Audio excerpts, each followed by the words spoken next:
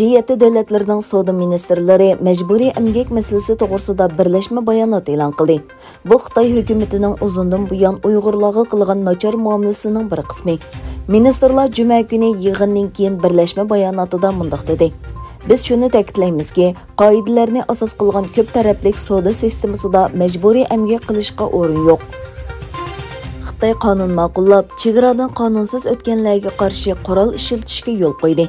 Janubiy Xitoy attiganlik gazetining xabariga qaraganda, Xitoy qonun chiqarish doimiy komiteti mamlakatli xalq qurultiyi tasdiqlagan yangi chegara bexatarlik qonuni 2020 yili 1-yanvardan boshlab yo'lga qo'yildi ekan.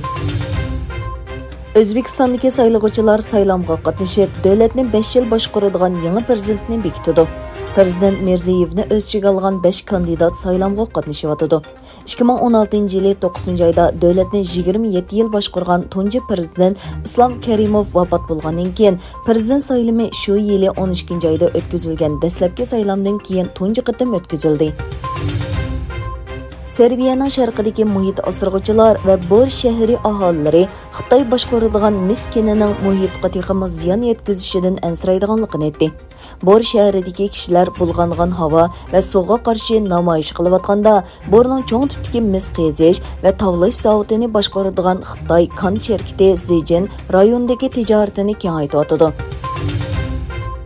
Ozarbayjon ozod qilingan tuproqdagi tunji cho'ng turning ochildigan kunlarini sanab turmoqda.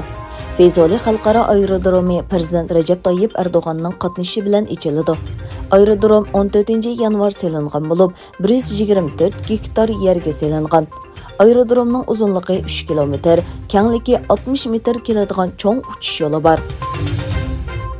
2022 yilda qishliq olimpik tanharakat musobaqasining Beyjingda o'tkazilishi uchun Angliyaning poytaxti Londonda namoyish o'tkazildi. Shangonliklar, Tibetlar, Uyg'ur musulmonlari va Yahudiylar Trafalgar maydoniga yig'ilib, Xitoy Xalq Jumhuriyatining osonlik millatlarga qaratgan siyosiy sababidan qishliq olimpik tanharakat musobaqasini irqiy qirg'inchilik deb tasvirladi.